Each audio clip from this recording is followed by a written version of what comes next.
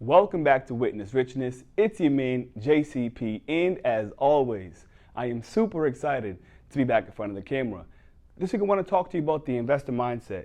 You see, I have a lot of videos talking about the how-to, how to buy and flip, how to buy and hold, and how to build your credit and whatnot. But this week I want to talk to you about the investor mindset.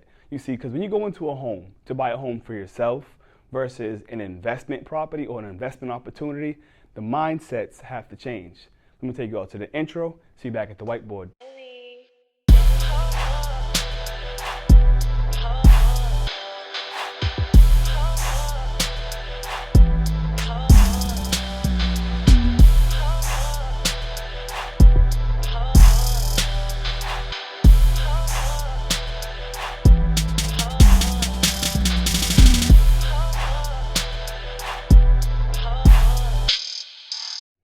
So I'm back at the whiteboard and better than ever.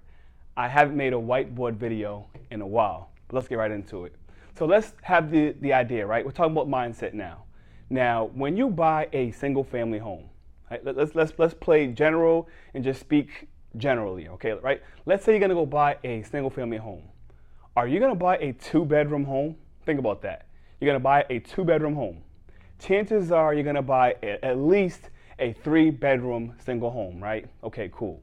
Now, if you're buying a 3-bedroom home and it's your first home, whatever it may be, dream home, do you really want to have 1 bathroom, or are you gonna look for at least 1.5 bathroom, maybe 2 bathrooms?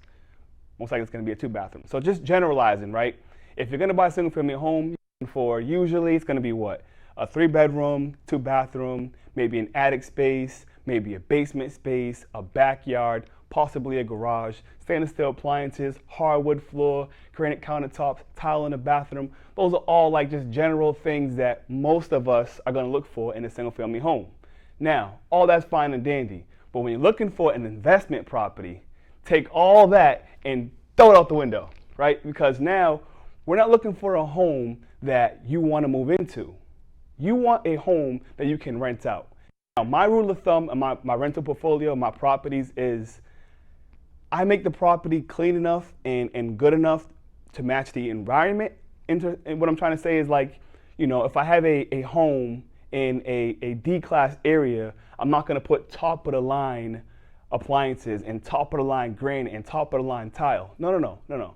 I'm gonna find products that are durable and that will last long, that look nice, that fits my budget, that I'm getting a solid return on investment. That's the big thing when it comes to the investment properties, is return on investment. So again, the whole single family home and what you'd want to buy for you to live in 3-bedroom, 2-bathroom, stainless steel, all that, throw it out the window, okay? Now, if the market demands that, in whatever market you're in, if it's a class market, B, C, D, there's different levels of markets. And what I mean by that is, you might find some areas where you might have a 1-bedroom, right? Where it's like $1,500 a month for rent. Okay, in a 1-bedroom, for $1,500 a month, you're most likely going to have all those type of things in there. But you have some areas where you have a 1-bedroom for like $500 a month. You're not getting stainless steel packages and hardwood floors and whatnot for $500 per month. So that's what I mean by using the materials that match that market. Because again, you want return on investment. I'm not going to spend $20,000 renovating a unit that I'm only getting $700 a month for. Okay, that's the investor mindset. Okay, so let's go into it, okay? Now, the mindset that I have as an investor is pretty much I buy turnkey properties, okay? When I buy my properties, I'm looking for turnkey situations, meaning that I will not have to do any repairs inside or out for the next 5 to 10 years. No repairs. So as an investor, right, knowing the market, when I go to a property, the first thing I'm looking at is the outside, right? Let me see the shell. How's the shell? Let me look at the roof, okay? Is the roof in good condition? Will that roof last 5 to 10 years? This is where you might actually have to hire a professional property inspector or a contractor to get a second opinion on some of these things, but just generalizing, right? Okay, when I look at a investment property, I look at the roof first. Will the roof hold for 5 to 10 years? Yes or no? Question mark. Chances are for me, if I'm making an investment property, it will be, right? Now, the next thing would be the siding, okay? Is it vinyl siding? What type of siding? Is it aluminum siding? Is it wood? Will the siding last for the next 5 to 10 years? Ideally, I go for aluminum siding or vinyl siding or brick. something that's strong and sturdy that can last. Usually the wood siding, it tends to chip and gets beat up. So as a long-term investment, I look for a siding, a vinyl, and aluminum, okay? Now the windows. These are big ticket items. You know, to revinyl a house could be like $25,000, depending on the side of the house. To redo a roof could cost you $5,000 to $10,000. The windows, okay? I like to look at the windows. We have double insulated windows.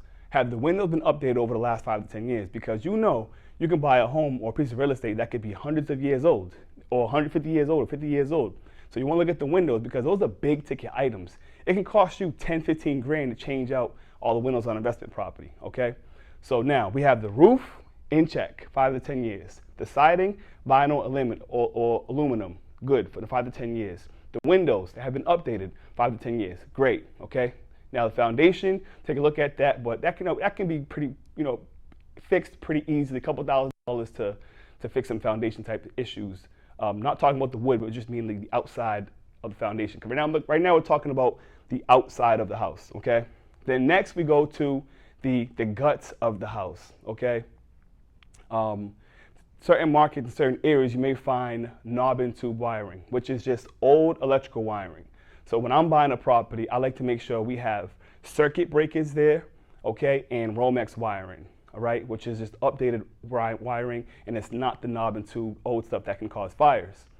Lastly, on the guts, I look at the plumbing, okay? I don't want any metal or copper pipes. I'm looking for plumbing that has been converted to PVC. We're talking 5 to 10 years of just no repairs needed, okay? Updated plumbing. Now, once I know I have the roof in good shape, the windows in good shape, the vinyl in good shape, that can last me 5 to 10 years, knowing that I have Romex wiring, good 5 to 10 years, updated circuit breakers or panels, 5 to 10 years, then lastly, that plumbing, that PVC, that stuff is easy to work with, and again, if it's already been converted to PVC, chances are it's gonna last you 5 to 10 years. Now, there's not to say that I wouldn't buy a property that has any of those things that aren't converted. So I would buy a property that has PVC, but if it needs repairs or it's not gonna last me this 5 to 10 years, I'm buying it at a discounted price or I'm getting a closing at credit. And that goes for anything. The roof, the siding, the windows, the electrical, the plumbing, foundation, any of those type of things.